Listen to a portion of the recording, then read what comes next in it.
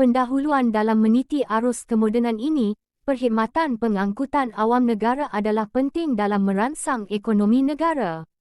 Pengangkutan awam boleh didefinisikan sebagai sistem pengangkutan untuk penumpang secara berkumpulan yang tersedia untuk digunakan oleh orang awam. Kebiasaannya dikendalikan mengikut jadual, laluan yang telah ditetapkan dan bayaran akan dikenakan untuk setiap perjalanan. Perkhidmatan pengangkutan awam yang baik bakal memberi manfaat yang banyak kepada rakyat mahupun pelancong asing untuk mengakses destinasi yang ingin dikunjungi dengan mudah. Maka, kita sewajarnya mengenal pasti langkah-langkah yang boleh dilakukan untuk memperbaiki pengangkutan awam. Isi 1 sebagai langkah pertama, pihak berkuasa yang bertanggungjawab mengurus pengangkutan awam di bandar mahupun negeri hendaklah mengenal pasti dan mengkaji secara berkala kawasan yang betul-betul memerlukan pengangkutan awam. Pembancian dan pengumpulan data maklumat terkini tidak lagi dilihat sebagai cara yang kolot kerana dengan kecanggihan teknologi ia mampu memudahkan proses tersebut dari segi masa dan tahap keberkesanan pembancian. Bak kata peribahasa Melayu, lain dahulu lain sekarang.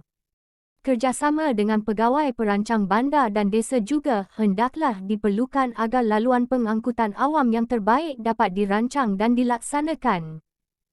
Tahap ketersampaian kawasan awam seperti pasar, sekolah, terminal bas dan bangunan kerajaan akan memudahkan rakyat sekaligus menambah pengguna perkhidmatan pengangkutan awam. Isi 2 pada waktu yang sama, Jabatan Pengangkutan Jalan (JPJ) hendaklah memperketat penguatkuasaan undang-undang ke atas kenderaan pengangkutan awam. Pengangkutan awam di Malaysia tidak terhad kepada inisiatif Kerajaan Persekutuan dan Kerajaan Negeri. Polisi membuka peluang untuk pengusaha tempatan membina rangkaian pengangkutan awam. Swasta telah membantu memajukan pengangkutan awam tetapi longgar dari segi peraturan dan pelaksanaan. Misalnya, pengusaha swasta menggunakan kenderaan yang melebihi usia 10 hingga 20 tahun untuk operasi mereka. Tindakan yang tegas hendaklah dilakukan seperti menamatkan permit perusahaan pengangkutan awam. Selain dapat menjaga keselamatan pengguna, langkah ini penting untuk memberikan keselesaan kepada pengguna perkhidmatan pengangkutan awam. Maka, pemberian lesen perusahaan pengangkutan awam sewajarnya diperketatkan dan pemantauan yang kerap daripada pihak berkuasa menjamin kualiti perkhidmatan pengangkutan awam.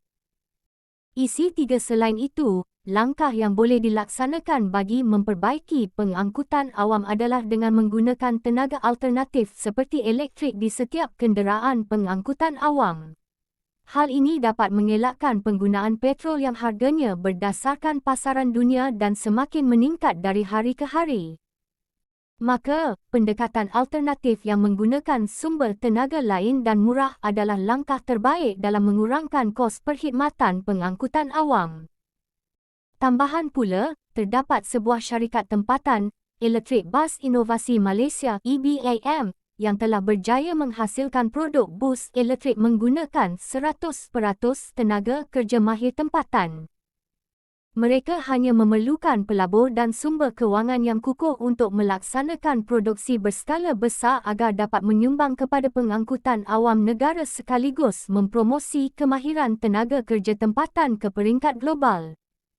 Isi 4 langkah seterusnya adalah dengan melihat kepada golongan yang disasarkan untuk menggunakan perkhidmatan ini iaitu orang awam. Semua orang awam sudah pasti ada telefon pintar masing-masing dan ini merupakan kelebihan yang perlu dimanfaatkan pengusaha-pengusaha pengangkutan awam dengan membangunkan aplikasi pengangkutan awam. Sebagai contoh, Kerajaan Negeri Selangor telah melancarkan aplikasi Smart Selangor di mana pengguna aplikasi Smart Selangor di mana pengguna aplikasi tersebut dapat menjejaki lokasi sebenar bas percuma yang disediakan. Perkara ini dapat membantu pengguna merancang perjalanan mereka dengan merujuk masa yang dikongsikan oleh aplikasi tersebut waktu jangkaan bas awam akan tiba di perhentian yang diinginkan.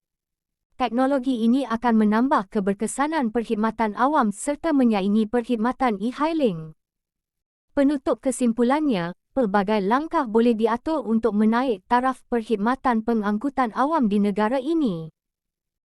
Sikap yang mementingkan keuntungan dan monopoli dalam perkhidmatan pengangkutan awam hendaklah dielakkan kerana ia merupakan tanggungjawab sosial dan menyumbang kepada pertumbuhan ekonomi setempat dan negara khususnya.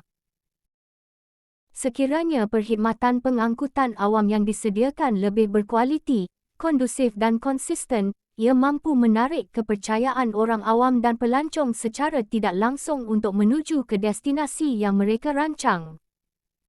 Langkah yang holistik perlu disusun supaya perkhidmatan pengangkutan awam dapat memberi manfaat kepada rakyat dan menjadi model terbaik untuk negara-negara lain.